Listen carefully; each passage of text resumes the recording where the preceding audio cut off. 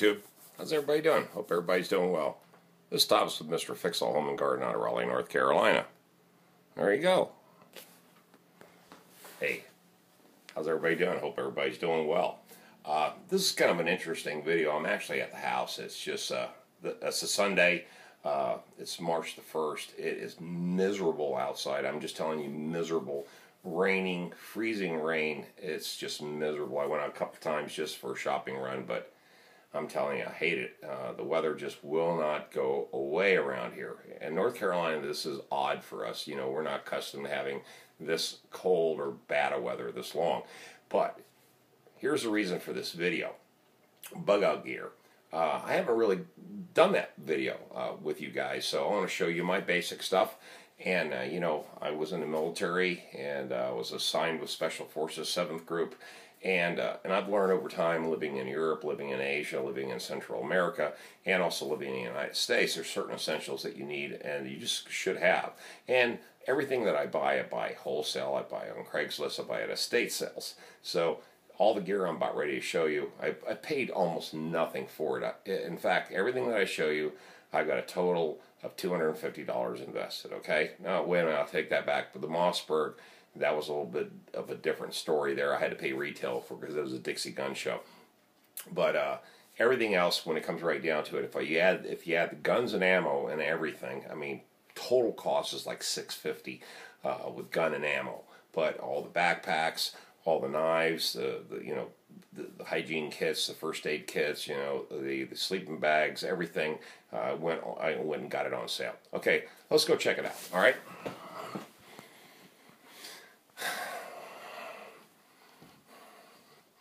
All right. Here's my assortment of stuff laid out. I did it for a reason because I just wanted to show you guys that, you know, I do have a cache of things that I use. And I'm going to briefly go through all these. Okay, first I'm going to go through the most basic. You got to have a travel bag. If you're going to have a travel bag, have a good one. I went to the estate sale. Gentleman died, and this is just, you know, a very high-end bag, about $125, and I bought it for $4. A strong box. Everybody should have a strong box. You know, you can put whatever you want in it. I always do the essentials, extra cell phones, you know, some gold, some jewelry, some silver, watches, you know, trinkets, a lot of expensive high-end trinkets that people would want to trade for. And you remember, when you're in a prepper situation, you may be doing a lot of trading. So, you know, I just pieced together a lot of expensive, valuable things, put it in a strong box, and there you go. That's my trading stuff, you know, just to get me to the next town or get me to the next situation or get me a piece of equipment that I need or some fuel or whatever. But that's what that's for, okay? Got to have a mobile computer. This one here is completely set up the way I wanted it. It's spec'd in. It's got a D-Link for Wi-Fi, and I've got it completely scrubbed and cleaned. There's no, it's basically, if I bought it out of the store, it's just operational. It's got one passcode, and if you know it, you can get into it and you can go on the internet. And of course, this is unlocked iPhone 3, and that's just, you know, you need a phone, and you want one that's untraceable. Of course, the computer bag and the phone bag right over there. Now, other essentials. Need a first aid kit. Most injuries are trauma related, you know, cuts, you know, gouges, things of that. So you need big band-aids, big gauzes. Hygiene equipment, no secret there. But I went ahead and found an extremely good quality set here. I paid $1 for it. Maglite, obviously.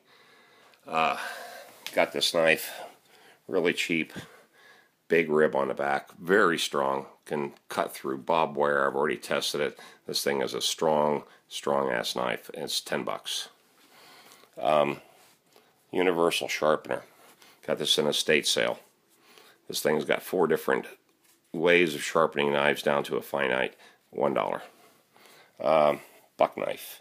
This this is actually a skinning knife, and I'm gonna tell you something. Look at this. Look at the strength. Look at the steel on that. It's incredible. $5. Very sharp, by the way. All my knives are very sharp. Bushnell binoculars, $1. military police glasses that are official, $3.50. Good pair of gloves. Now, of course, I've got this Mosin Nagant. Now, this is my baby here. This is a 44 Tula. It is a confirmed sniper rifle. It is, as far as rifles are concerned, I paid $120 for this, and I've shot it several times, and this has a kill range of 1 mile, effective kill range 3/4 of a mile, absolute kill range half mile, you know, and you always need a long distance, high powered 7.62 54R shells. You know, this is the corrosive ones, and I do have some steel ones in here mixed in. But anyway, this is a fantastic weapon, very field tested, very durable, and I don't have no problem with this shooting through a car. Just, you know, it is a long range, high powered rifle. You know, you drop a bear, you can drop deer, you can drop whatever you want to drop. And of course, this is close self defense. Mossberg. I put the police rounds in it, so it's a very hard hitting round. In this one of my videos, I showed you how I use this, and it'll move your whole body if you got the right rounds and enough ammo, and not, or the right type of ammo. This will take down anything through a concrete wall, through, you know, you can go through, you can shoot through a house. That's basically what this is for. Is close contact, heavy impact, you know, extreme damage. And of course, this is strictly for hunting. I bought this in an estate sale. And I only paid $200 for it, and it's a Sears and Roebuck, believe it or not, an incredibly beautiful gun. The attention to detail on this gun is just absolutely superb. You know, just a really high quality maker. It's a Williams is the manufacturer, the gun maker. You know, $200. What can you say? You can't go wrong. So 4-shot, it's a bird, rabbit. You know, you can put slugs in and knock down a deer, no problem. Of course, my military adaptation clothes. Say that 10 times real fast. But of course, if China attacks, I've got the Chinese hat. Of course, the American hat. Must have that. And of course, Germany. I'm from Germany. You know, of course, when you think about that, and you think about who are the superpowers in the world, the United States, Germany rules Europe, you know, with the euro, and China rules all of Asia because they're the largest. There's nothing happening in Africa, so who cares about them? South America doesn't even, you know, what is South America?